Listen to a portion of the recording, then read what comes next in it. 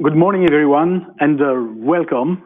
So I'm really pleased to host you today here in the heart of Corbion, in our manufacturing facility, but also one of the most important innovation center we have across the company. So let me begin now with a brief recap of Advance 2025 and the major achievements we've delivered.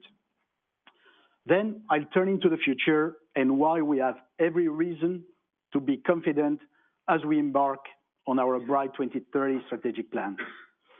The Advance 2025 plan has been largely achieved. Over the past strategic cycle, we executed a significant transformation. We streamlined operations, we delivered margin expansion from 13 to 16%, and we strengthened our balance sheet by now 10 consecutive quarters of positive free cash flow delivery.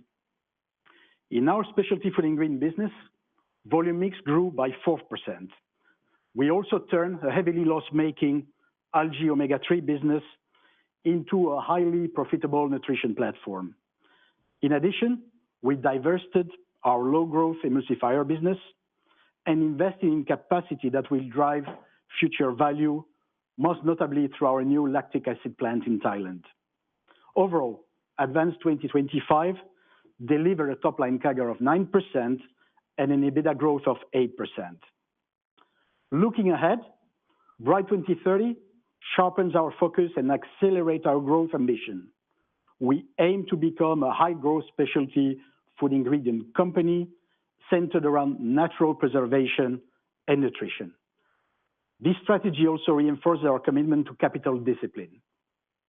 As announced today, we've also initiated a strategic ownership review of the PLA portfolio.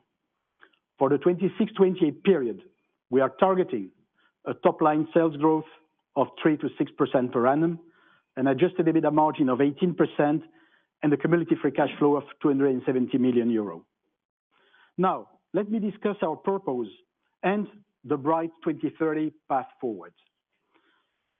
Guided by a purpose of preserving what matters, we will accelerate building a sustainable specialty food ingredient business company focused on natural preservation and on nutrition, and we will achieve this by leveraging our fermentation backbone technologies, our deep expertise in food solutions, and our portfolio of differentiated, natural, and clean label ingredients.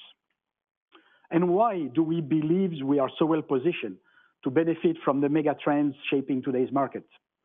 The shifts in consumer needs, the market dynamics are really redefining the entire food industry nowadays. First, the clean label and the natural preservation. Consumers increasingly demand natural, recognizable ingredients, and the growing concern over ultra-processed foods is really accelerating to push for more and more transparent labeling.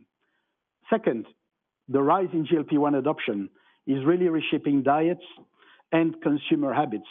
People are seeking for less processed, minimally processed foods, and more nutrient-dense foods, product enriched with proteins, vitamins, dietary fibers, and minerals. Third, the regulatory pressure and the demand for transparency continues to intensify. And these policy trends do favor sustainable, safe, and innovative food solutions. Think of the ongoing push to reduce sugar, eliminate nitrates, lower sodium content, or removing hydrogenated fats, and more broadly, to clean up the ingredient list. Fourth, with an aging population and a greater consumer health awareness, the focus on functional food is just accelerating, and the line between food and nutraceutical is becoming increasingly blurred as consumers are looking to nutrition for proactive health benefit. And finally, food safety remains absolutely critical because ensuring safe food is essential, not only for consumer trust, but to prevent real and serious health consequences. We also see concrete examples that illustrate how quickly the shift towards natural ingredient is accelerating across everything from colors to preservatives. A few months ago, Walmart, the largest retailer in the US, announced that it will remove more than 30 synthetic and artificial ingredients from its private label brands by January 27. Many of these ingredients are commonly linked to ultra-processed foods. This move is really remarkable. It's likely one of the biggest private brand reformulation in the history of retail. Another strong example here comes from Tyson Foods, which recently committed to eliminating high fructose corn syrups as well as synthetic preservatives like BHT and BHA from all its products. So taken together, these actions shows the shift towards natural preservation is clearly accelerating, and yet the opportunity ahead remains significant. Conversion rates in natural preservatives are still far below, for example, what we've seen in natural colors. And when you look at new product launches today, those formulated with natural preservatives are growing much, much faster than overall food launches. So the markets where we do operate are large, attractive, and growing. And this is exactly where the momentum is today. In food preservation, we participate in an addressable market of nearly 3.5 billion. And shelf life extension is a closely related space. These two are going together. So combined, these represent roughly a 7 billion opportunity. In nutrition, when we look at omega-3s, together with sustainable lipids, we see another market here of nearly 7 billion, growing in the range of 2 to 6% per annum. So these are really substantial markets with strong underlying demand trends. So just as important, our portfolio is very well positioned to capture in all of these segments, allowing us to play directly in the areas where customer needs and market expansions are the strongest. What also truly makes us unique is our ability to start with something as simple as sugar and transform it into differentiated, high-value food ingredients through our advanced fermentation technology. So we work with a broad range of microorganisms, from lactic bacteria to microalgae, yeast, and various food cultures. And this diversity allows us to produce a wide portfolio of functional ingredients tailored to really specific market needs. But what is especially distinctive is not just the functionality of these ingredients, it's also our ability to scale up. We can move from a vast library of strains containing thousands of microorganisms from a 5-liter bench scale fermenter in our innovation center, then up to pilot scale, and ultimately to large-scale production with fermenters of more than 250 cubic meters. And this seamless scale-up capability, bench to pilot to industrial scale, while maintaining the right yield and competitive cost structure, is extraordinarily rare. And Corbion is one of the very few companies globally that can execute this reliably, and it is a core part of our competitive advantage. As a concrete example of scale-up, let me introduce a short video showcasing our breakthrough innovation in lactic acid processing with our new circular lactic acid plant in Thailand. This represents a truly revolutionary state-of-the-art plant that allows us to operate with far greater sustainability, but also far greater cost efficiency. And this process came from here, from this Horcam Innovation Center lab that you're going to visit later this afternoon, and was scaled at pilot level, both here in the plant and in our Spanish facility. And with this new process, we can significantly reduce CO2 emissions while at the same time securing high cost competitive position. And this matters enormously, given that Corbion holds a 50% market share globally in lactic acid. So strengthening both our sustainability profile and our cost leadership is therefore critical to maintaining and expanding our leadership in this market. So let's have a look at the video now.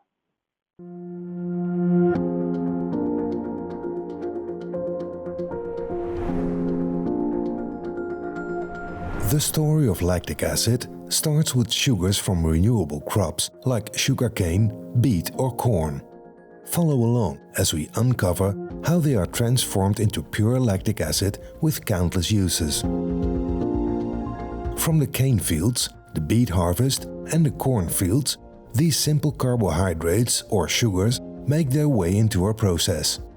Through fermentation, specific bacteria convert these natural sugars into lactic acid, a process as familiar and natural as the fermentation that gives us yogurt, sourdough or pickles.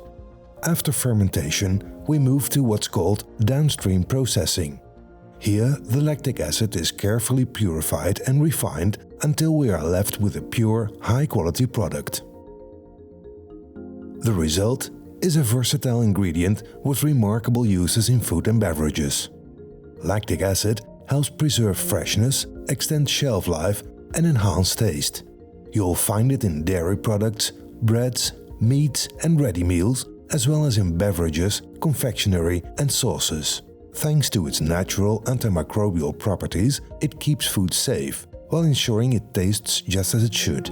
From protecting the food we love to keeping it fresher for longer, lactic acid is a small molecule with a big impact, and its importance will only continue to grow.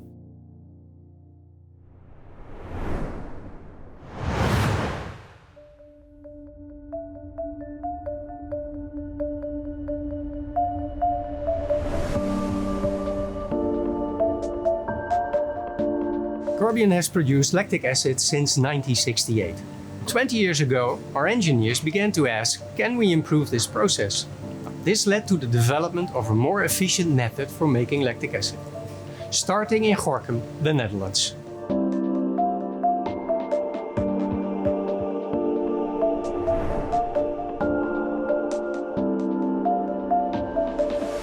The Corbion scientists and engineers have developed an innovative method for producing lactic acid through a circular manufacturing process. And this advanced approach recycles key chemicals during production, eliminating the need for lime and avoiding the creation of gypsum as a byproduct. And the result is a significantly reduced carbon footprint compared to the conventional methods. Plant's design prioritizes both cost effectiveness and sustainability, underscoring Corbion's commitment to delivering value in an environmentally responsible manner. This new production process was developed and thoroughly tested here at Corbion's Corbion site, starting at laboratory scale and progressing to a larger demonstration setup, being able to run the process 24 hours per day continuously. Insight gains during this phase were directly applied to optimize the plant final design. And in addition, the Corbion facilities played a key role in onboarding and training essential team members from Thailand, supporting knowledge transfer and operational readiness.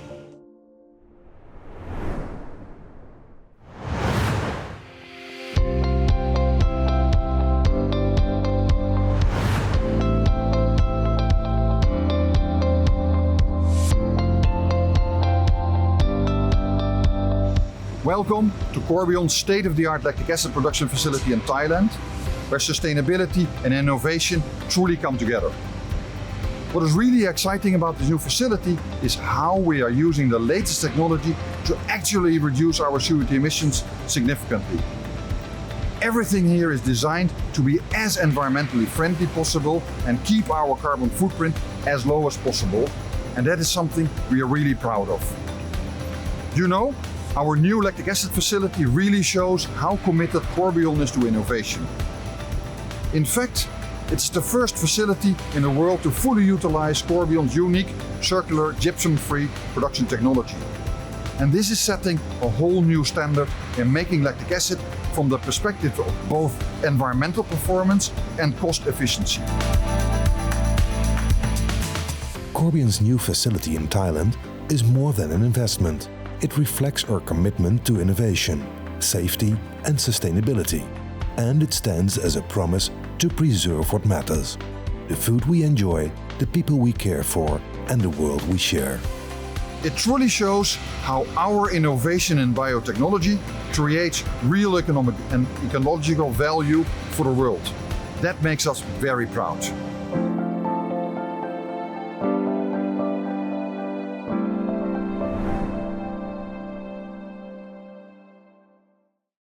But our ecosystem is built on not only built on our strong fermentation expertise and our unique scale-up capabilities, but also on deep formulation know-how and replacing synthetic and artificial ingredients with natural alternatives require more than just great fermentation technology. It demands the ability to design complete functional solutions. And this is where Corbion brings additional strength.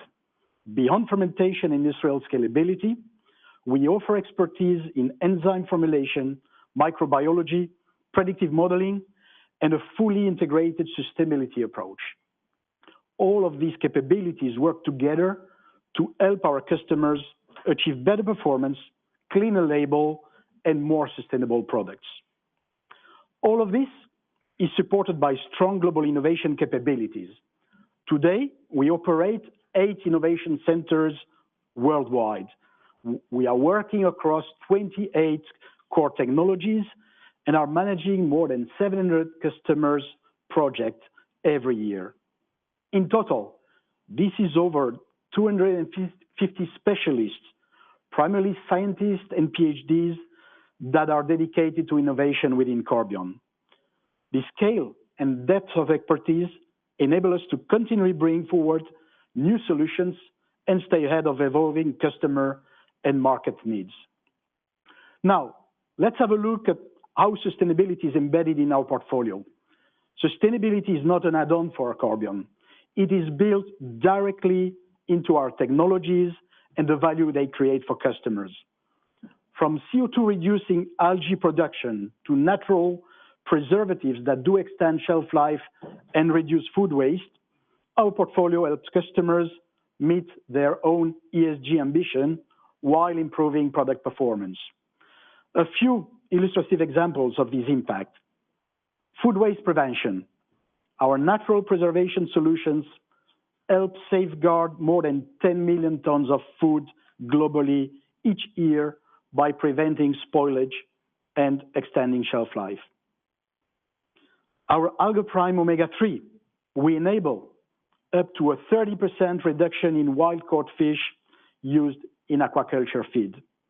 These couple of examples really demonstrate our ability to really sustainably drive innovation and translate it into real measurable benefits, supporting both our customer sustainability, but also the broader global transition towards more efficient and responsible food systems.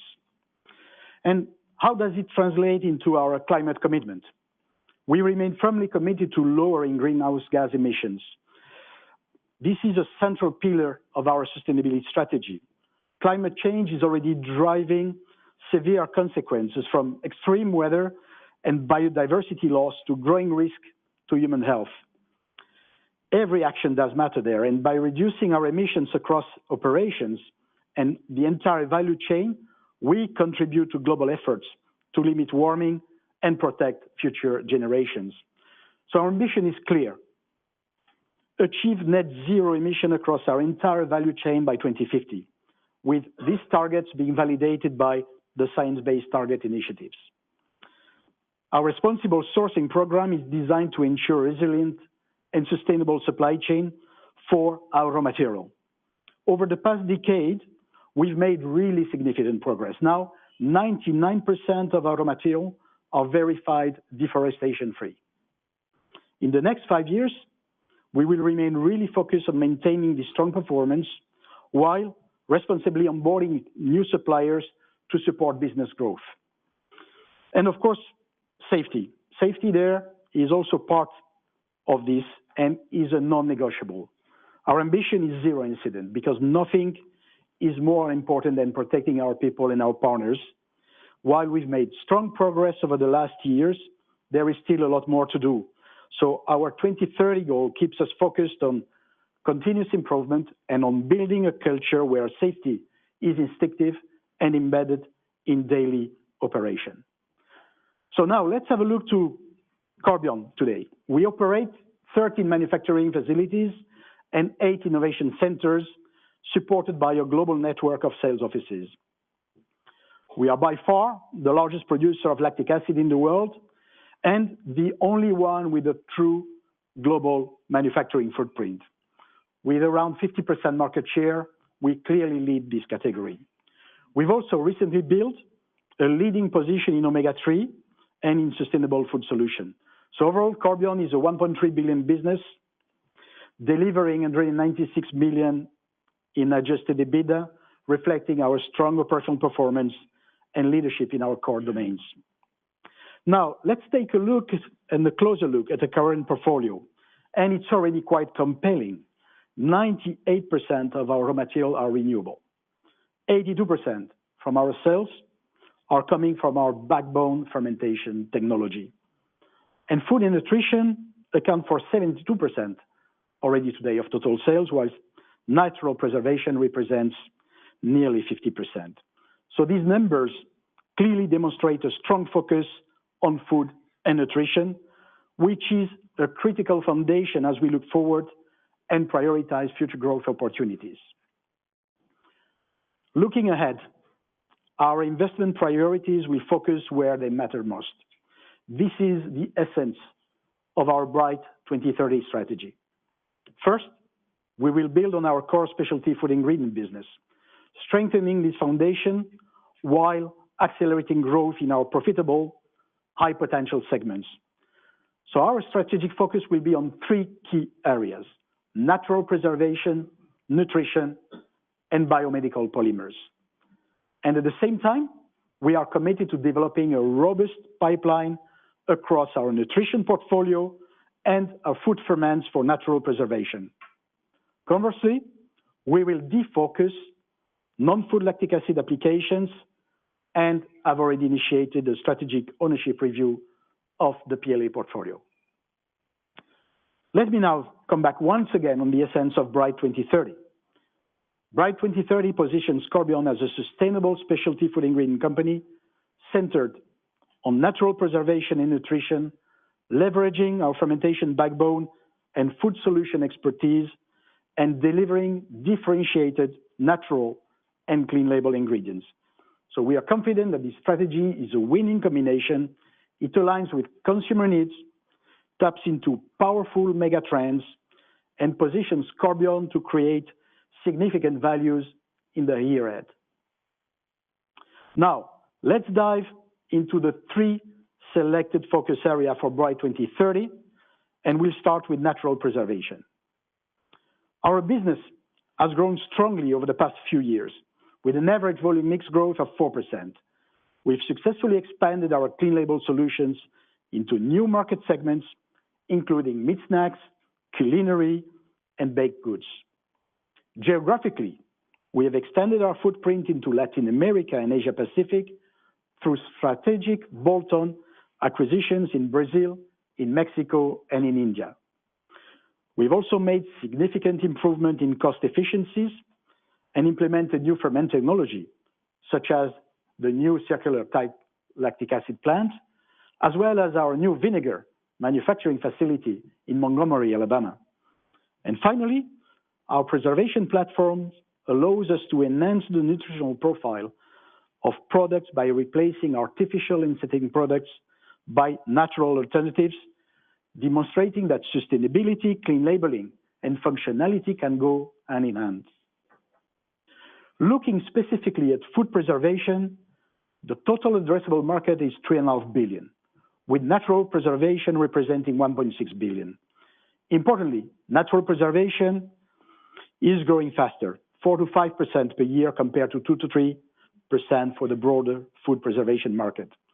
These demonstrate a clear trend of natural alternatives gradually cannibalizing the wider food preservation segment. And this growth is driven by very strong market forces, including first, the shift towards minimally processed foods versus UPFs, and this requires much stronger preservation system. The impact of the GLP-1 trend, which is really reshaping dietary habits. Again, people looking for more raw food, minimally processed, but also clean label and healthier products. So there is a really strong growing consumer demand there for clean label and natural. And last but not least, the increasing regulatory pressure worldwide, promoting safety, transparency, and the better nutrition. So MAHA is one of the examples, but we can see much stricter regulation around the globe about sodium reduction, nitrate reduction as well. So Corbion is very well positioned to capture this opportunity. We combine preservation and shelf life extension, while also using our preservation platform to enhance the nutritional profile of products, all without compromising on food safety. So today we hold a solid 25% market share in the natural food preservation market, and we will be reinforcing our leadership in this high growth space. So how are we winning in this market?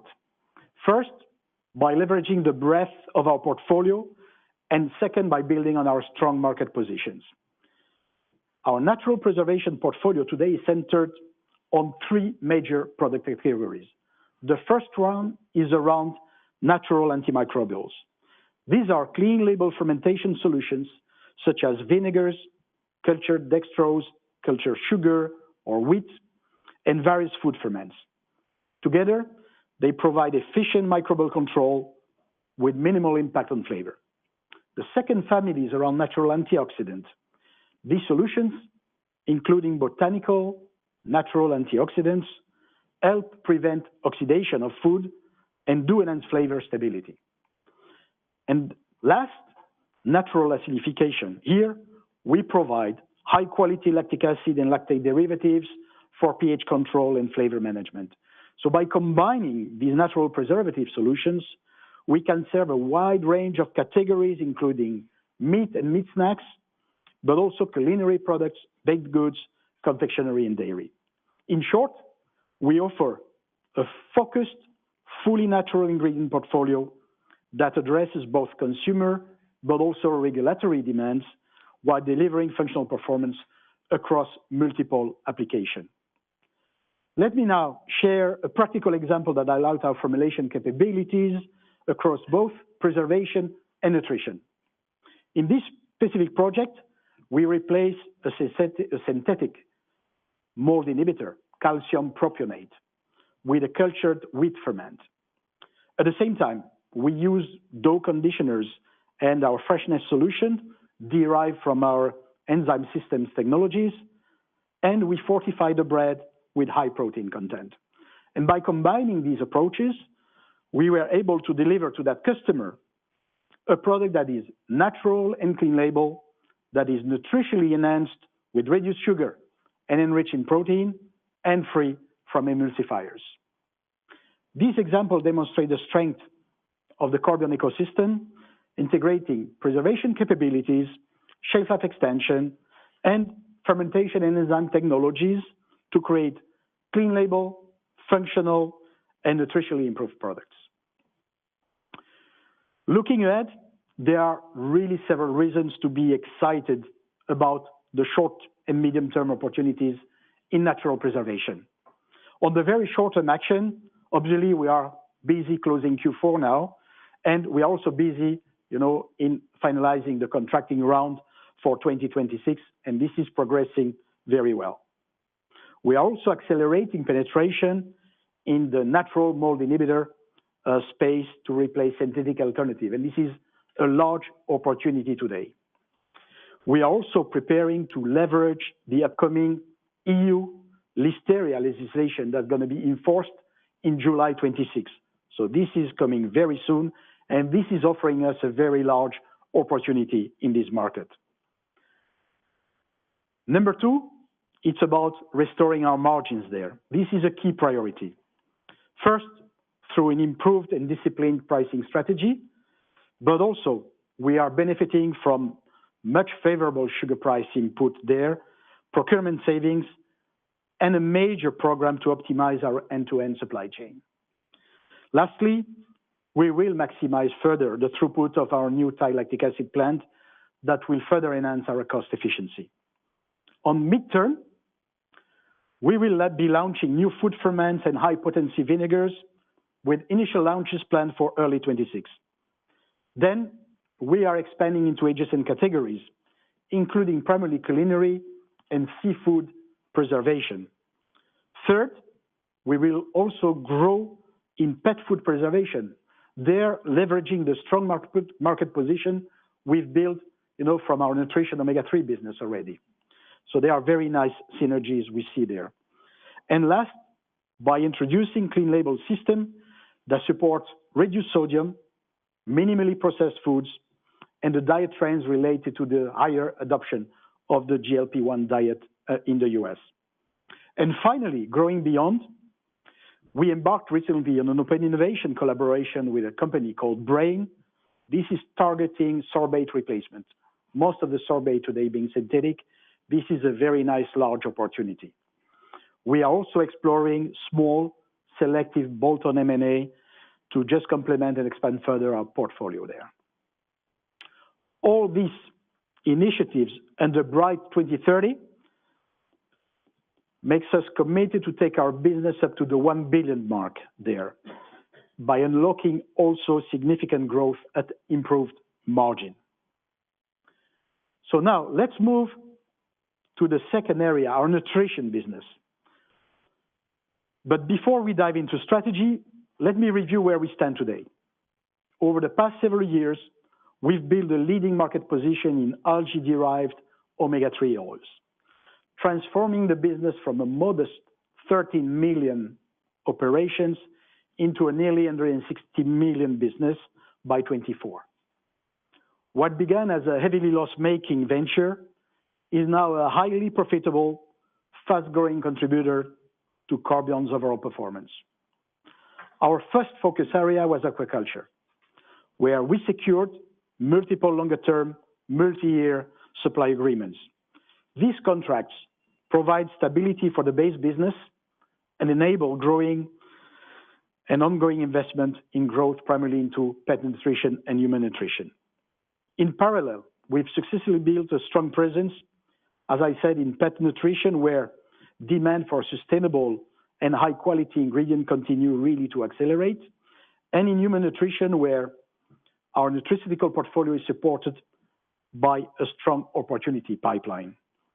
Operational excellence has been very critical through that journey. The manufacturing plant in Brazil has been steadily ramping up, supported by a great breakthrough from our San Francisco Innovation Center, improving massively the yield of our fermentation there. Our Corbion omega-3 business is another strong proof of the company's end-to-end scalability and fermentation expertise. The journey here begins at lab scale, where optimal microalgae strains are selected and tested in 5-liter fermenters at the San Francisco pilot lab.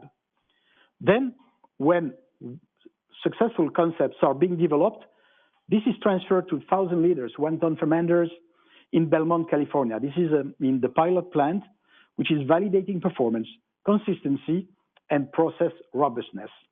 From there, the process is scaled seamlessly to large industrial fermenters in Orindiúva, Brazil, where the full-scale production takes place. And across this scale-up trajectory, bench to pilot to plant, Corbion has successfully replicated manufacturing conditions, optimized yields, increased downstream processing efficiency. And this integrated scaling capabilities has really enabled us and the rapid growth on the omega-3 platform from a small loss-making ventures to a highly profitable business. With this, we've not only built the world's largest omega-3 plant, but also the most competitive and sustainable one. What you can see there is quite unique. It's a sustainable, low-cost, and fully backward integrated production model we do have in Brazil. At our Corbion site in Orindiúva, we benefit from access to abundant, ultra-competitive sugar, the lowest cost feedstock globally, and from a direct integration with an adjacent sugar mill that supply very affordable utilities and renewable energy. This integration significantly enhances both our cost position and our sustainability footprint. And this site is now really fully invested to support our growth trajectory till at least 2028. It is important to highlight that within a few years, on an omega-3 production basis, this plant is already the largest plant in the world.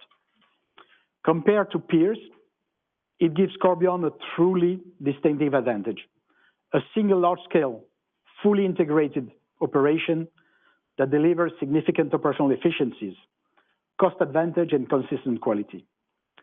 And this concentration of capabilities in one major site is a unique competitive strength that firmly positions Corbion ahead in the omega-3s market.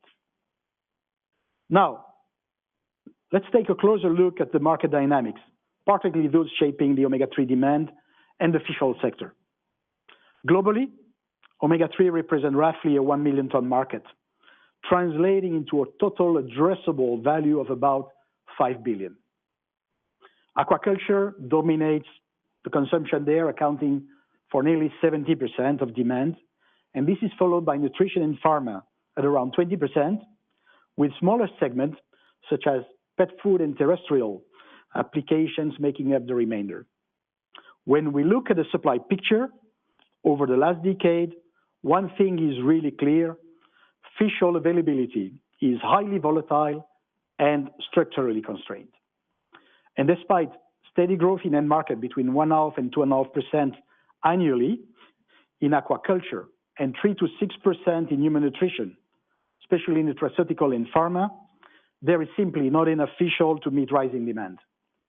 The supply ceiling is defined by catch limits, by ecosystem protection requirements, and of course, biological variability and climate events is also a limiting factor. As a result, the market faces an ongoing structural supply gap that will only get bigger in time. In fact, in recent days, the market has reacted sharply to speculation around significantly reduced fishing quota from Peru, one of the world's most important sources of marine ingredients. And this is already triggering upward pressure on fish oil price, reaffirming the fragility of supply and the urgency of scalable alternatives. To illustrate the supply gap in fish oil, let's have a look at key dynamics currently reshaping the aquaculture market. These insights are based on a very recent Rabobank report. Aquaculture continues to rise. By 2023, the sector will require an additional 14 to 15 million tons of aqua feed simply to keep pace with the expected growth. Translating into fish oil, aquaculture alone will need 20,000 to 30,000 additional tons of fish oil every year, a requirement that the current supply base cannot meet. This growing imbalance is amplified by several factors. First, inelastic demand in end market. Even small variations in fish oil demand trigger disproportionate price variations because applications such as aquaculture and human nutrition cannot substitute omega-3. There is also an impact from more intensive farming and farming of new species. Modern aquaculture techniques and this expansion into new species with higher nutritional requirements are both increasing the demand for fish meal and fish oil. And last but not least, the climate variability. There is today and over the last decade much greater volatility from El Niño and La Niña. We see these cycles really coming sooner and closer, and this is making fish oil supply more unpredictable, very often reducing fishing quotas. And the data clearly shows the impact there. So I only put, for illustrative purpose, if you look to the bottom left slide, just looking at the trend of fish meal, I mean, this is steadily also growing over the years. On the right side, simply look at the trend. The light blue part of this slide is just showing fish oil structural deficit. This deficit is already present this year in 2025 and is projected to widen sharply next year in 26 and really accelerate in subsequent years. So this widening gap underscores why we are so confident in the medium-term and long-term outlook for algae-based omega-3 business. As fish oil price rises and supply volatility increases, large-scale, sustainable, and reliable alternatives like our algae omega-3 oil become not just attractive, but they are essential. And this is exactly why we are so excited about the opportunity ahead of us there. So we are planning to leverage our technology platform to unlock value there and address, evolving market needs through a dual growth approach. First, we are expanding from our strong base in omega-3 DHA for animal nutrition and primarily aquaculture into pet nutrition and human nutrition. At the same time, we are diversifying beyond omega-3 DHA into other sustainable lipids. Our recent launch of omega-9 is being positioned in food application to support better nutrition. Looking further ahead, we are exploring additional product platforms, including algae-derived ingredients as antioxidants and proteins. This strategy not only broadens our market reach, but also enhances margins and reduces our reliance on aquaculture. So what's next for our nutrition business and why is it again so exciting? In the short term, we are well underway on closing a strong Q4, as we discussed during our latest Q3 results, while we are continuing to secure long-term contracts in aquaculture and further also expanding our customer base in aquaculture.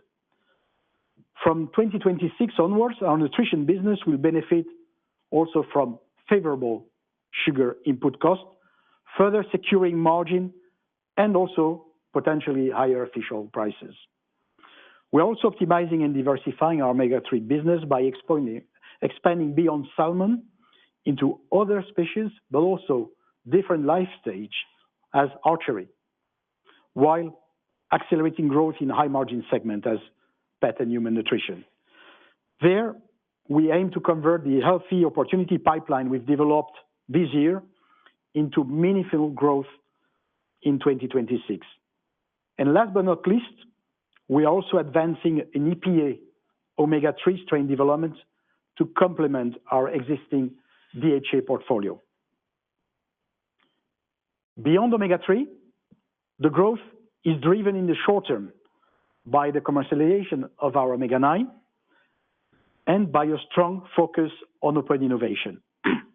Key initiatives you might have spotted in recent press releases, including developing astaxanthin through fermentation in partnership with Kuhn AgroSystem, and investing in algae-based protein development with FICOM here in the Netherlands, building a robust pipeline for the future.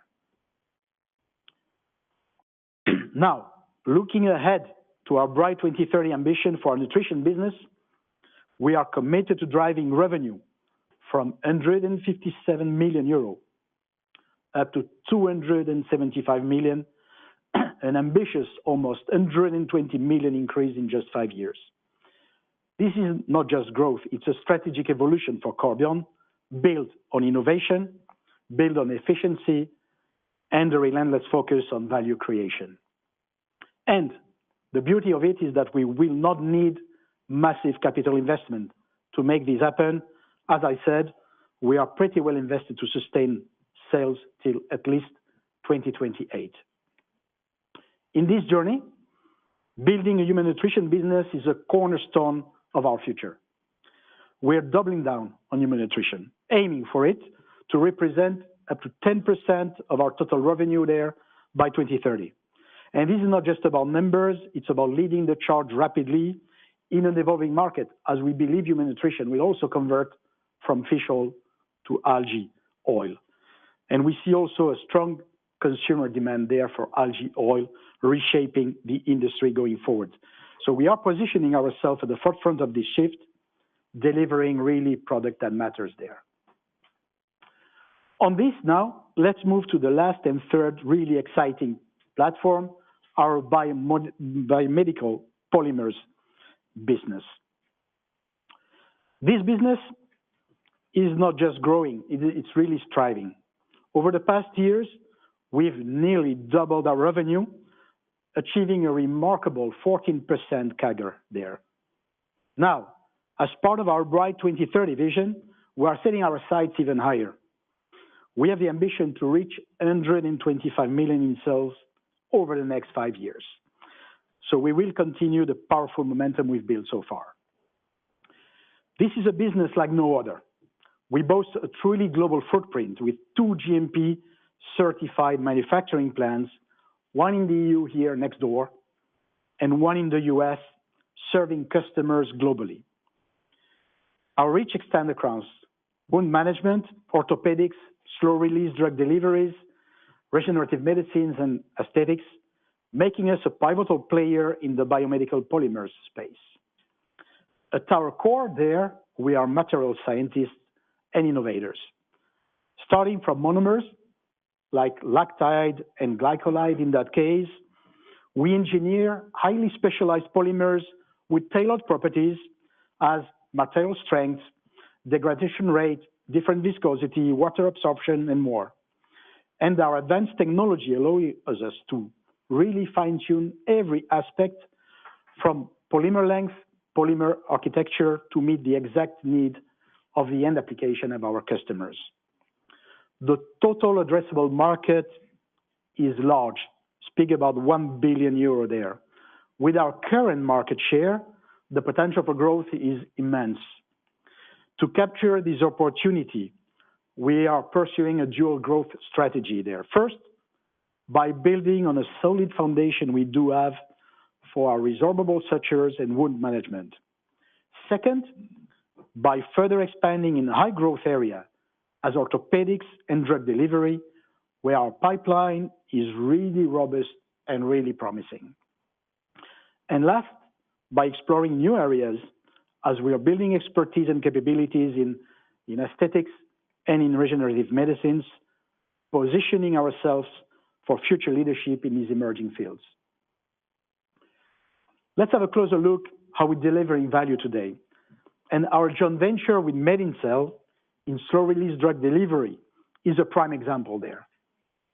The first product launched using MedinCell technology with our polymer, really at scale, is UZEDY, a groundbreaking product from Teva Pharmaceuticals for schizophrenia, which is really experiencing rapid growth. But moreover, there is a second major product now in clinical phase 3 that is really planning to launch in the second half of next year. And that's also exciting. And this is just the beginning. The pipeline, as you can see, is rich and deep, with innovation set to roll over the next 5 years. And this is not just about optimism, it's really confidence backed by science, our partnership with MedinCell, and a very clear roadmap for success. So with this foundation, we feel really confident to scale this business and shape the future of the biomedical polymer space. Our unique capabilities, strategic investments, and relentless focus on innovation is just positioning us to lead and grow within this dynamic industry. On this, now, I will hand over to Peter, who will walk you through the financial details of our Bright 2030 plans, and will return later for wrap-up and the Q&A session. Thank you. Peter?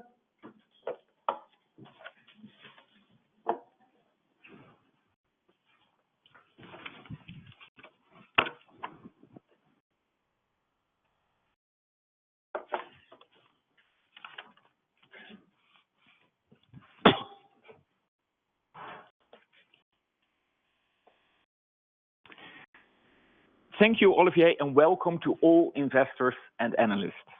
Our strategy, Advance 2025, has delivered strong results on both sales as well as EBITDA. We've amended our portfolio towards natural food preservation and nutrition, and it's significant capital investments fueling future value creation. Our strategy, Bright 2030, is focusing on delivering profitable growth, delivering productivity, and reinvesting in value-creating opportunities. Our balanced capital allocation policy is focused on supporting the profitable growth as well as returning profits to shareholders, to both dividends as well as share repurchases. Our medium-term financial targets are on the period 2026-2028 on organic sales growth, adjusted EBITDA margin, as well as free cash flow. Over the period, we target an organic sales growth between 3 to 6% per annum, an improvement in adjusted EBITDA to around 18% by 2028, and a cumulative free cash flow over the next 2 years of around 270 million. As a result, we see return on capital employed and earnings per share grow significantly as well. Over the last 5 years, we can show a strong track record of sales and EBITDA growth. Sales growth in our core activities have grown 9% per annum, translating into an adjusted EBITDA growth of 8% per annum. Our non-core activities included the frozen dough business, which we divested in 2021, as well as the emulsifier business divested in 2024. Both divestments were a result of portfolio choices we made earlier in our strategy to focus on preserve what matters. These results were generated in a volatile business environment, which really show the resilience of our business model. Sales growth over the last 5 years has been driven by both volume mix as well as price, with currencies being constant. Price on average has been 5% per annum, which was by passing on input cost inflation, especially in the early part of our advance period. Volume mix growth has been 4% per annum, which has been driven by the significant increase of omega-3 sales, our biomedical polymer business, as well as volume mix in food of around 4% per annum. As you know, volume mix in 2023 was driven by industry-wide destocking. Following the margin erosion in the early parts of advance, driven by price inflation and some investments, we've seen significant increase of margins over the last 3 years. This margin increase of 430 basis points has been driven by a combination of pricing, yield optimization, efficiency measures, fixed cost reduction, as well as input cost deflation. On top of that, we fully compensated the stranded cost of our emulsifier divestment. The reported EBITDA year-to-date Q3 was 16.3%, and we see further upside in the coming years, on which I will come back later. Over the last 5 years, we've deployed significant capital behind organic growth plans, fueling future value creation. Some of the key projects were the new Thai lactic acid facility, but also installing vinegar capacity, insourcing vinegar as a building block for our natural preservation solution strategy, expanding omega-3 fermentation capacity in Orindiúva, Brazil, as well as expanding lactic acid powder capacity to support our food business. Going forward, we see a more normalized CapEx level of around 6% of sales. Our capital investments are delivering sound returns, with paybacks generally lower than 5 years and internal rate of returns above 20%. The exception are the longer-term investments like the Thai lactic acid plants, where we see internal rates of return in excess of 15%. The 3 expansions which I just mentioned, lactic acid powders, omega-3, as well as vinegar, are all showing adequate returns. All these projects have become operational over the last years. Most of the milestones announced in our latest capital market update in January 2024 have been delivered. In the capital markets update of January, we've presented the financial targets for the year 2024 and 2025. These targets were a volume mix growth of 2 to 6%, organic adjusted EBITDA growth of 15 to 20%, and a cumulative free cash flow over 2 years in excess of 125 million. With 1 quarter being left, we can announce that all these metrics were achieved.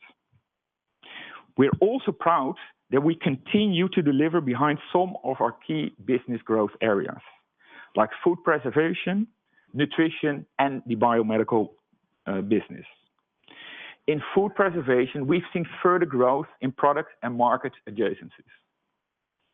In omega-3, we reached our sales and EBITDA objective from 2025 already in 2024. And in biomedical, we are on track to deliver double-digit growth. We also delivered on most of our restructuring program, delivering free cash flow. The emulsifier business has been divested, and the stranded cost has been fully compensated during the course of 2024-25. The fixed cost savings program has delivered, with some key components being an FTE reduction of around 200 FTE, as well as mothballing our Peoria site in the US. We also reduced variable costs by insourcing some production following the successful growth earlier in advance. Although we made nice progress in the ramp-up of our Thai lactic acid plants, we've not yet generated the full potential in 2025. In 2025, we've had some startup inefficiencies, which are being addressed. The supply chain savings, which we anticipate, are therefore to come to fruition in 2026. Related to working capital, we've seen some reduction, although not to the original ambition level. This is partly driven by the volatile geopolitical environment, where the Red Sea is still blocked and tariffs need to be managed carefully. Although under control, I don't see a significant improvement going forward. Let me come back on our strategy, Bright 2030. Our strategy is growth-led, with a focus of delivering sustainable value creation. Our strategy is on one hand focused on delivering profitable growth, delivering productivity, and reinvesting in value-creating opportunities. This should lead to organic sales growth as well as an enhanced EBITDA margin. Our strategy is also focusing on capital returns, underpinned by a balanced capital allocation policy. We continue to focus on free cash flow, and as a result, envision to grow both in return on capital employed as well as on earnings per share. As indicated, our strategy is focusing on three targets. Our medium-term targets are an organic sales growth of 3 to 6% per annum, an increased EBITDA margin to around 18% by 2028, as well as a cumulative free cash flow of around 270 million over the next 3 years. As a result, we do see ROCE improving to around 13% by 2028, as well as a double-digit increase per annum of earnings per share over the next 3 years. Now let's dive a bit deeper in some of the businesses. Overall, our organic sales growth is 3 to 6% per annum. This is driven by functional ingredients and solutions between 2 to 4% and health and nutrition of 8 to 10%. We will not amend our reporting structure going forward and continue to report on the different market segments. This also amplifies the consistency. Functional ingredients and solutions continue to consist of food, biochemicals, and lactic acid to PLA, and health and nutrition continue to consist of nutrition, biomedical polymers, and pharma. The different businesses have different growth ambition levels. As mentioned by Olivier earlier in the presentation, we target double-digit growth in our nutrition and biomedical polymer businesses. And we target mid-single-digit growth in our food business, driven by natural preservation.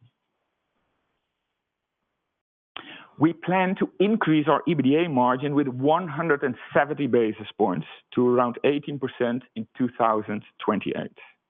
And this is driven by a combination of different levers. The first lever is product mix, which is driven by higher growth in more profitable business.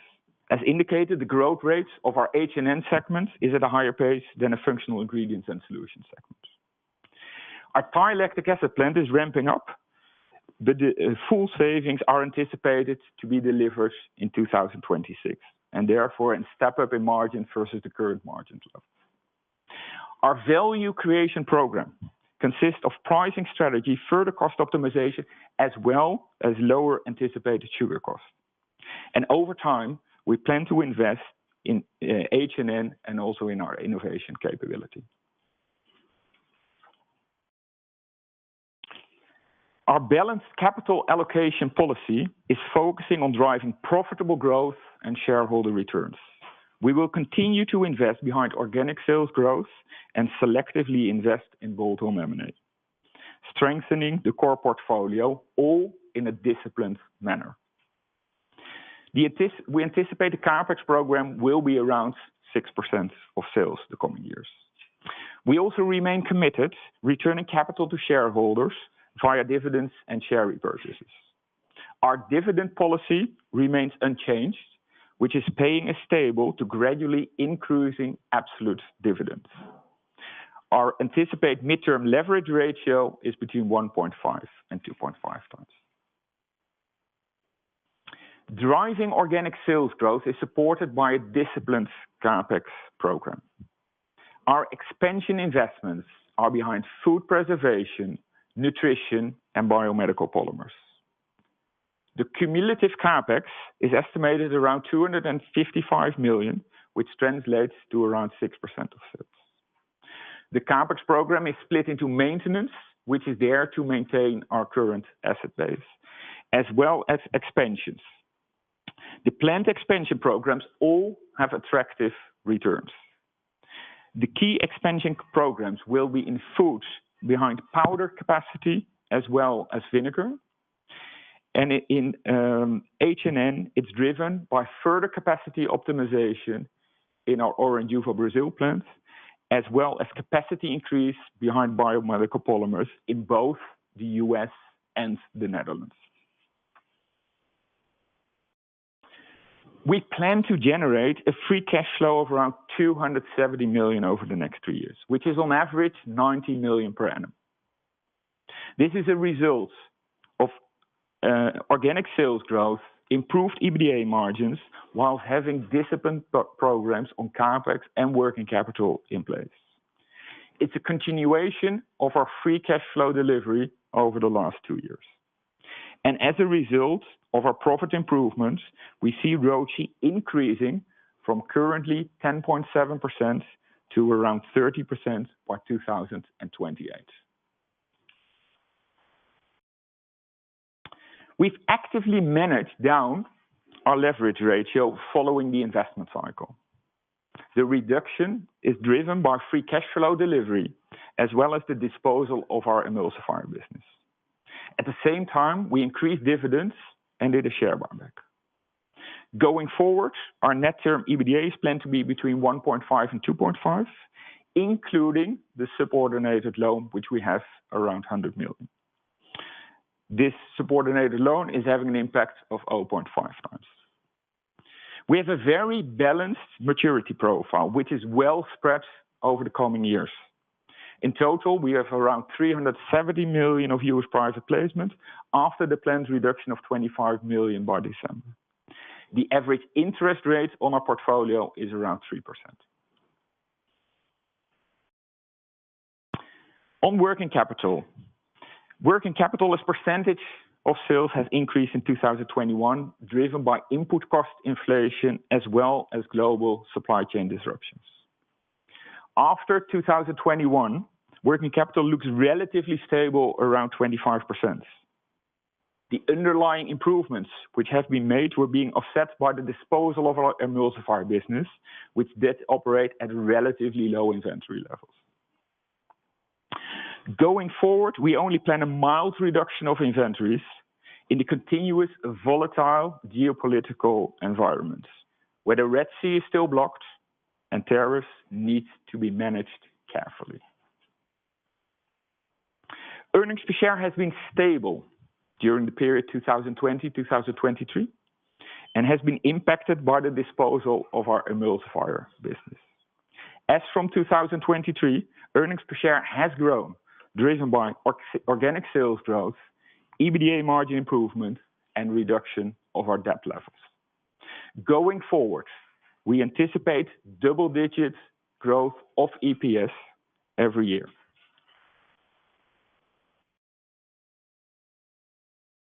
Concluding, our strategy, Bright 2030, is focusing on driving profitable growth, delivering productivity, and reinvesting in value-creating opportunities.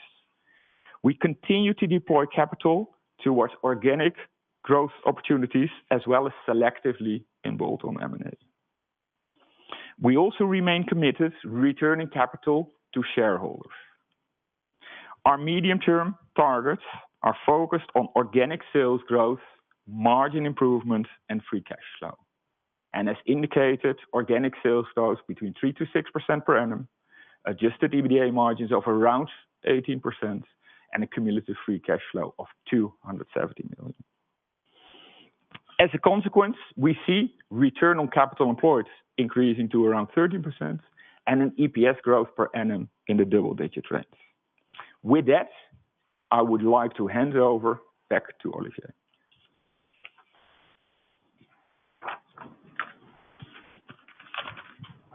Thank you, Peter. And so let's conclude with the key Bright 2030 takeaways now. So as you have understood, we are not just evolving, we're also transforming. Bright 2030, will be really make Corbion stand as a global leader in sustainable specialty food ingredients, primarily natural preservation, nutrition, and biomedical polymer. How we will get there? We will accelerate clean label preservation and formulation, enabling the massive shift from artificial and synthetic ingredients to natural and clean label alternatives.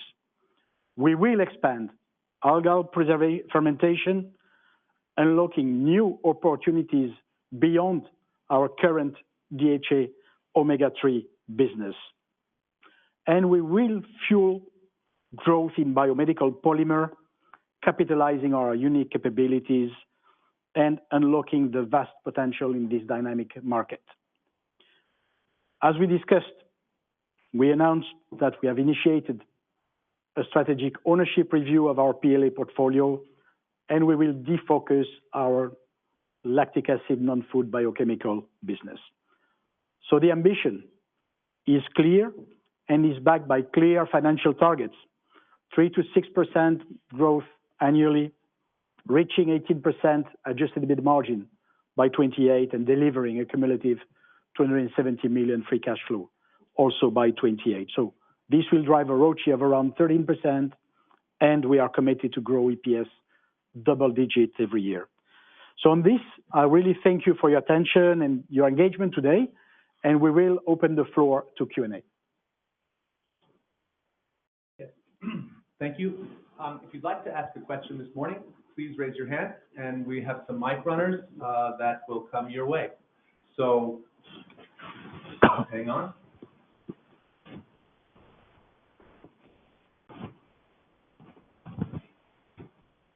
Oh, kindly state your name for your question, please.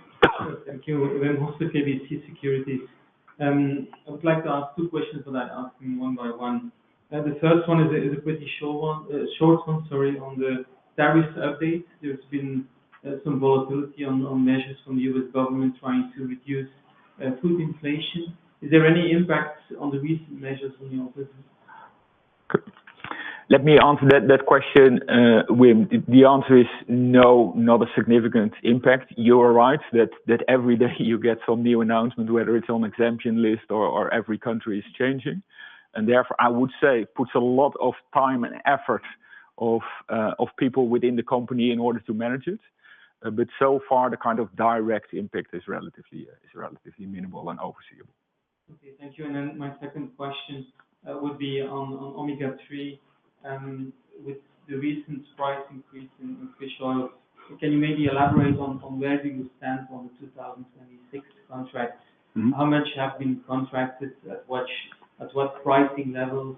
Can you offer some clarity on that? So let me answer this one. As you remember, we've had this multi-year supply agreement. So one was, ending this year. Others are rolling over. So so we've renewed the one that was ending now already a few months ago. But we have also negotiated new long-term supply agreements with additional customers. So on, let's say, a large part of the aquaculture business, this is already contracted for 26. On the 30% that are open contracts, this is not being contracted. Basically, these are markets moving with the volatility of fish oil, and we are, not yet done, and we are looking closely to what the fish oil price are doing before we close any contracts there. Yeah. So, but we try really to secure the base, and we've been able to secure the base at, much higher price than the depressed low level you've seen last year.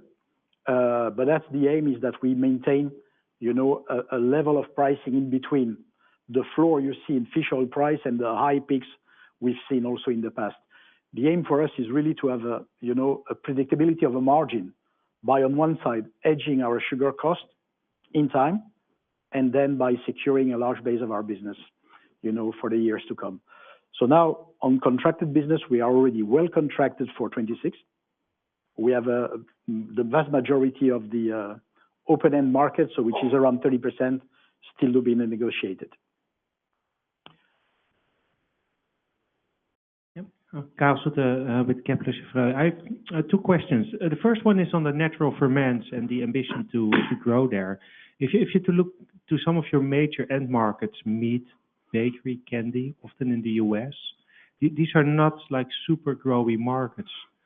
To what degree can you expand into adjacencies or new parts that are offering faster growth, and how quickly can you make that shift? And the other one is one with regards to the scope of the operations and global reach. You have very interesting innovations, leadership positions, but at the same time, we have a company with 1.4 billion revenues. To what degree is that sufficient to scale and reach opportunities everywhere? Mm-hmm. Well, two very relevant questions. So on the first one, you're right. If you look, for instance, to the major categories as meat or baked goods, these are not really the growing ones. However, within this category, if I take, for instance, meat today in the US, you see a reduction in base, what we call harvest intervention, meat preservation on fresh meat. At the same time, you see very nice hike on meat snacks that do offer high proteins. And that's quite interesting because obviously we play into that segment as well of meat snacks, because these are the kind of type of protein shot people do take today, primarily people on GLP-1. So just to say, you have segments that are really impacted by higher inflation and GLP-1 or UPF trends, and others that are supported. Overall, we see really also that there is, and this is why we are expanding into culinary, we see in terms of ready-to-eat food and ready meals, very nice trend, ongoing trends, where so far we are not that present. So this is largely new for us, but this is also where people are also cleaning label. I was mentioning sodium reduction a few times. We see very nice moves now into high sodium containing products. Think about soy sauces as an example, but you have, a lot of the sauces and dressings that are sold through basically a food service that are really converting to healthier alternatives. So within this segment, we see very nice growth opportunities. So the aim is really going there, but obviously the key categories on bulk commodities, primarily in the US, is suffering. The second part of your question there is also to grow beyond the US. This is the largest market for us, but we are making very good strides in Asia Pacific now, and also in Latin America. So there is a both approach there on this. So can you repeat your second question? Sorry. Yeah, the scale of the business. There's lots of opportunities, but then we see a revenue number that's... No, this is indeed also a good point now.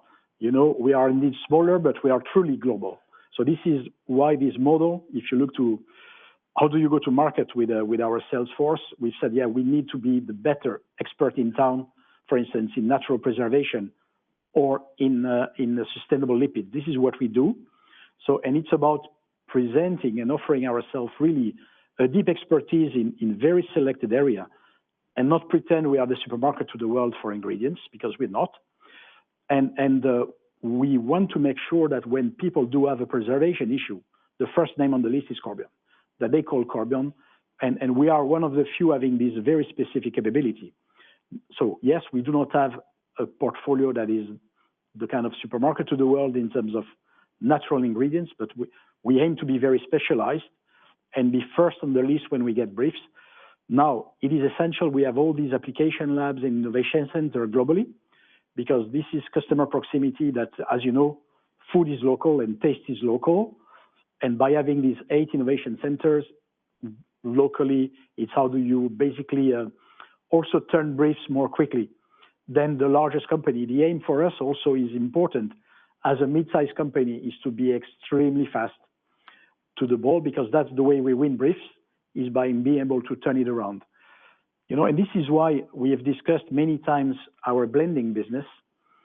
We are now trying to convert this business that was historically a bakery business into a system solution fast business where we plug not only bakery products, but our antimicrobial systems going forward, and probably tomorrow, some nutritional solution as well. That's the trend we are trying to accelerate. Thank you. Some questions over here. Robert-Jan Vos, ABN AMRO. I have a few questions. What could be the operational or even strategic implications of your defocusing on non-food lactic acids? That's my first question. And related maybe also on the portfolio, can you be a bit more precise what you mean with what you said on PLA? Should we anticipate that you are looking for a seller for your stake in the joint venture? A bit of clarification would help there. Sorry. Another question is on the free cash flow target. Peter, you said it's 90 million on average per year. For this year, you're aiming for at least 85 million. If I take everything into consideration, your sales target, your EBITDA growth target, it doesn't seem to be very ambitious. What am I missing there? Is that the working capital, although you said it's limited improvement, there's still some investments, obviously, if your revenue grows. So can you elaborate on this? And final question, why not a more committed comment on share buybacks? You keep it open as an option. You have a firm free cash flow target. Dividend is clear. So why not a bit more firm commitment on share buybacks? Thank you. Yeah, so Robert-Jan, let me take the first two. So on this biochemical business, what we intend to do, there are two pieces around it. One is that we see there is part of this business that is commoditizing, and we're going to run it really for cash as a commodity business, meaning, you know, very lean organization that we are actually busy restructuring, really working on our cost base to make sure that we remain and we maintain our attractive margins, but we will not further invest going forward. And that's important. When you think about in the past, we've been discussing and exposed to volatility into the semiconductor business, for instance, so the agrochemicals. Obviously, you know, if you look to the market outlook, the regulatory outlook also for these segments, we do not expect massive growth going forward for this. When you look to capital allocation, we see much higher potential for growth into the food and the nutrition space. So we're going to put really the money in the investment where the mouth is there. And this is why we want to move to really, you've seen, today we are almost already at 80% food and nutrition. We're going to increase that by growing much faster. We're going to really continue to run the biochem for cash. That's what we're going to do to fuel the growth in food and nutrition. So that's the approach we have. And so we are streamlining the way we operate there already as from now to make sure we maintain high margin. On PLA, I think the strategic review says a lot. I think if you understand, of course, we are looking to exit there. And that's a process we've already kicked off. So that's in the play now. Peter, maybe you want to answer. Yep. Let me answer your two questions on the free cash flow delivery. So if you look free cash flow, then actually it translates quite well into the numbers which we presented. If you then look to indeed this year and also last year we had a benefit in terms of reduction of inventory. as well as we monetized some VAT receivables in Brazil. And there is a bit of phasing in terms of the longer term contracts, which we do have. So as indicated, we have long-term contracts around the delivery of our nutrition business. And of course, the way how these contracts are designed is that you have a payout at the end of the contract. So I would say the volatility in operating working capital is a bit year on year.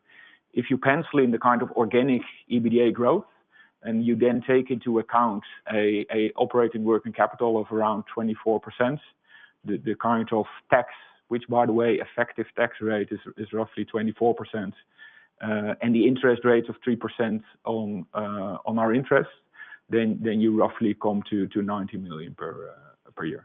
So there's always a bit of fluctuation from that. Your other question, Robert Jan, is also a fair question in terms of share buyback. If you look at the moment, our kind of medium-term net debt EBITDA is between 1.5 to 2.5 per annum. We always communicated this leverage ratio, including this subordinated debt of roughly 100 million, because that brings you to 2.3. And that's the reason we carefully basically assess moving forward. But as indicated, are committed to both have the existing dividend policy in place, which is stable to gradually improving, as well as doing share buyback.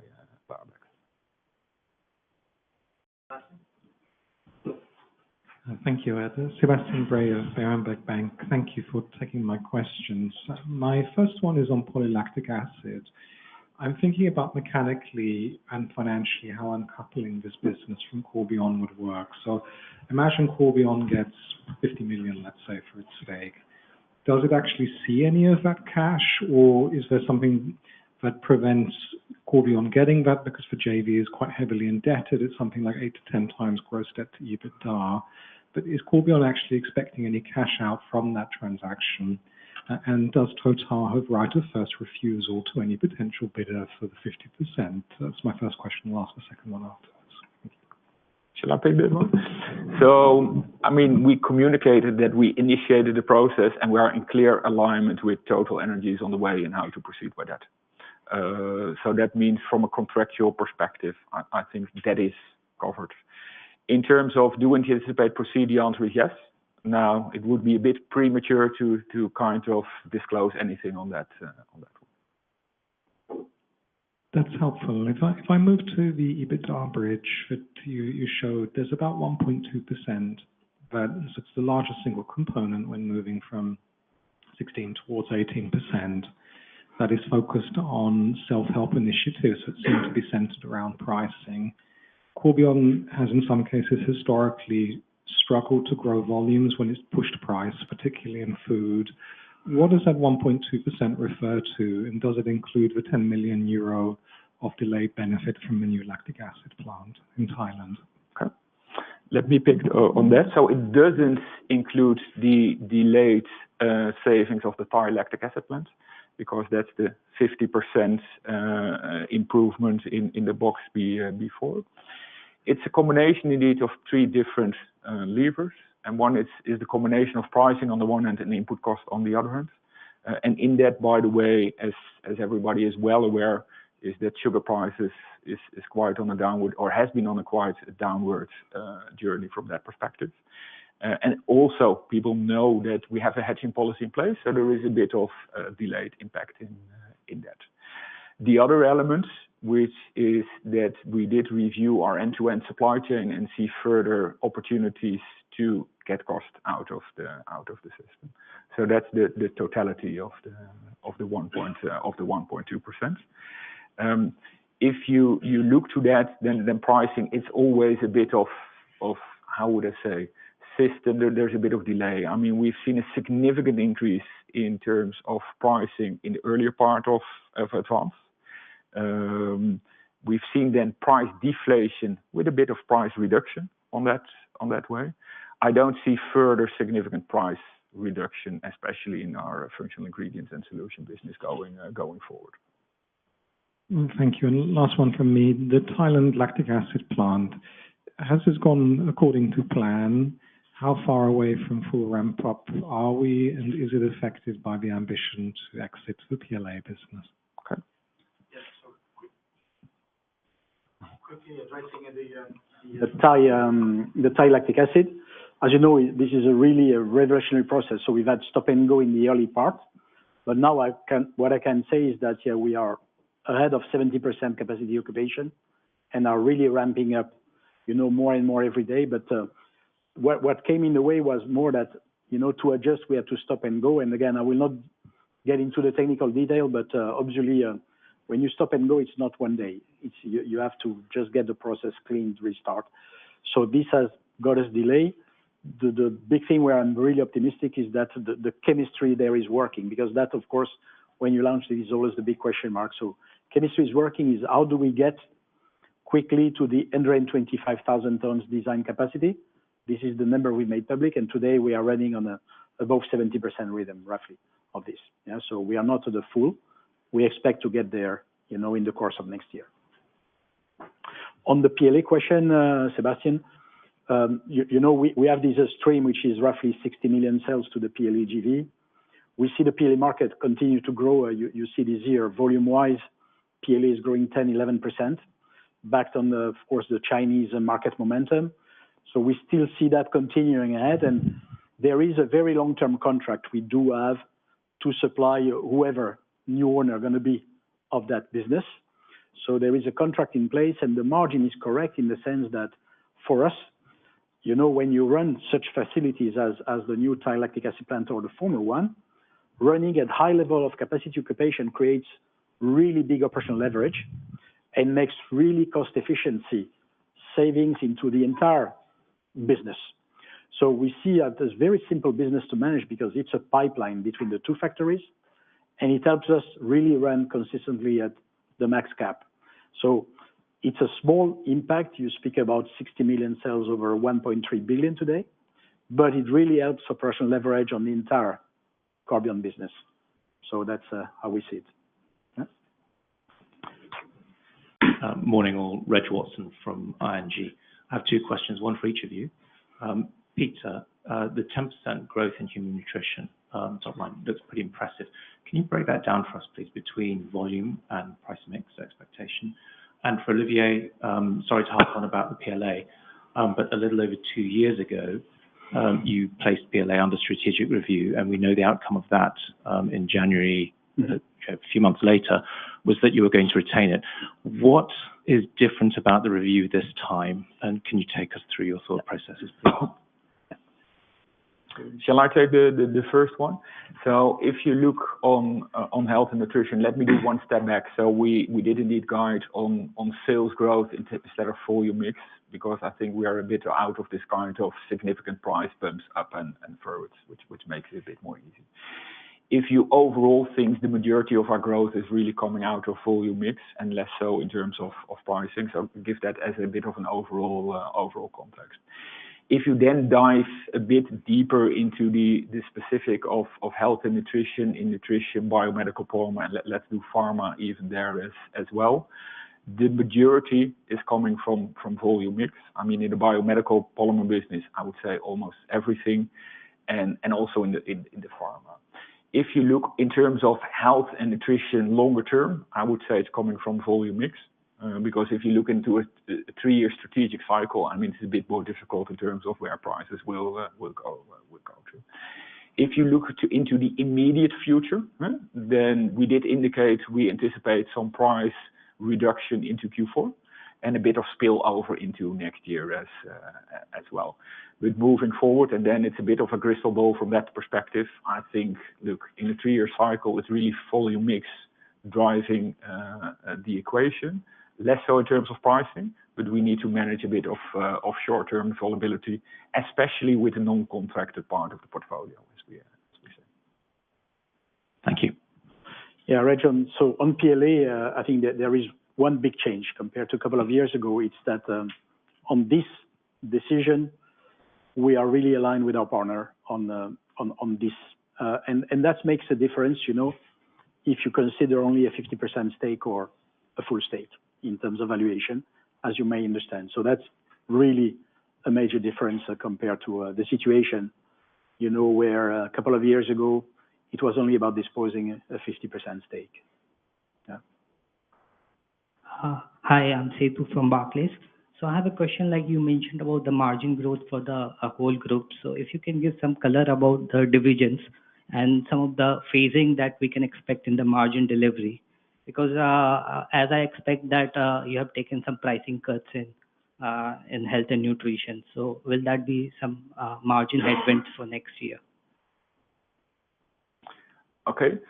I did not understand the regional one, but in terms of margin improvement to the 18% into 2028, I expect a quite gradual improvement from that perspective if you look to the kind of different levers. So it's not that next year we do a mild improvement and then there is a hockey stick in the year 2028. I would think overall it's a gradual improvement in our P&L. And so to the other one was on regional. On the division, if you can, do you still reiterate your 15% EBITDA margin guidance for fish and? Yeah. If you roughly do the kind of guidance on health and nutrition as well as functional ingredients and solution, a bit longer term, I would stay with this around 30% in health and nutrition and around 15% in terms of functional ingredients and solutions. So the key, I would say, step up in terms of margin is more in the functional ingredients and solution part of the business. Okay, and my second question is about the biomedical polymers. You mentioned about expected growth of about 15% CAGR. So how much of that would be coming from the existing drugs, and how much would be the new drugs that you would be launching, and what would be the phasing in that particularly and how much time does it take for one drug for you to monetize? Mm-hmm. Yeah, let me answer this question. I think if you look to we're going to feel the big part of the growth is both orthopedics and slow release drug delivery. If you remember, we have these 4 different business. We see promising development in aesthetics, and this is on the back of course, complementing or replacing hyaluronic acid or collagen, but we see really our polymers do work with a very different mechanism of action that is quite natural.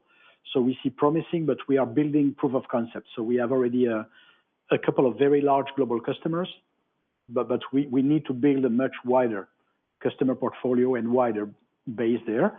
So really the bulk of the growth will be around orthopedics and slow release drug delivery, primarily. So 80% of the growth will be there.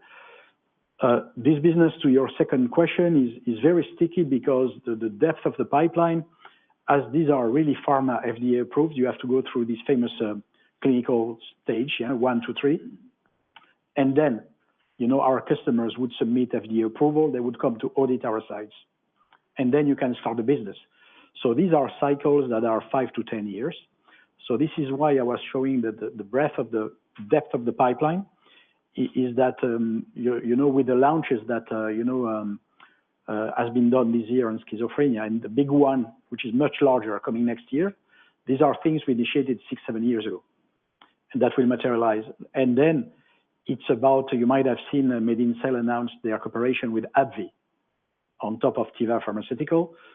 So AbbVie, that this pipeline, also using some of our polymers, will probably materialize in 29, 30, 31. Yeah, so this is the time it takes. So, of course, the disadvantage, it takes really long. On the other, it's so sticky that once you're in there forever, because, it's FDA approved and cost to change is huge. So this is why we feel good, because we have a visibility on this pipeline. We have a good visibility. And of course, we are really early days in regenerative medicines. There are a few major trials going on. We see also very nice potential. So, but you have to look at this business into a 5 to 10 years horizon. Thank you. Yeah. Okay. That is going to conclude. I think there is a last one. We have one more. I'm sorry. Please go right ahead. Erik Verloop Solutions BV. First of all, compliments for the team of improving the financial attractiveness of Corbion over the last couple of years. Very impressive. I have a more like a strategic question. You mentioned the Asia Pacific region only currently accounting for 17% of the market share. I think a very attractive market. A lot of access to better foods is coming up. It's a growing population. Also not new to Corbion with the production facility up and running. What is the current target for growing the market share in the upcoming 5 to 10 years for Corbion in Asia Pacific region? No, it's a great question because indeed we didn't develop here the geographical strategy, but we are really committed to really grow much more this Asia Pacific market. So just to illustrate what we've done recently is that, again, we really strengthen our management there. So we operate from a regional hub in Singapore to cover entire region. But we also built the last few years application centers, innovation centers in both Shanghai and Singapore to cover the space. And we moved our senior leaders that did build our business in Latam into Asia Pac to reproduce the same success we've had in Latin America into Asia Pacific. So Maria Cecilia Londono, she's now our head of Asia Pacific, really busy to reassess the strategy, rebuild the entire go-to-market in Asia Pacific to really improve our business there, because this is also, I think, a big opportunity where Corbion is under basically represented. And we see in the market, you know, I was speaking about soy sauces as an example, but you see that this is markets that are really facing huge sodium, salt consumption, and where also you find a lot of, you know, synthetic preservatives. If you just look at the landscape where these countries are becoming a lot more health conscious, you see already in China, for instance, people banning TBHQ, all these very bad synthetic, you know, products, antioxidants. There is a lot of fried food in Asia as well that are using a lot of synthetic antioxidants. So we see really big opportunity in sodium reduction and in natural. So simply for health reasons. So yeah, good question. Okay. Thank you very much for your attention and your questions. This will conclude the webcast portion of the call.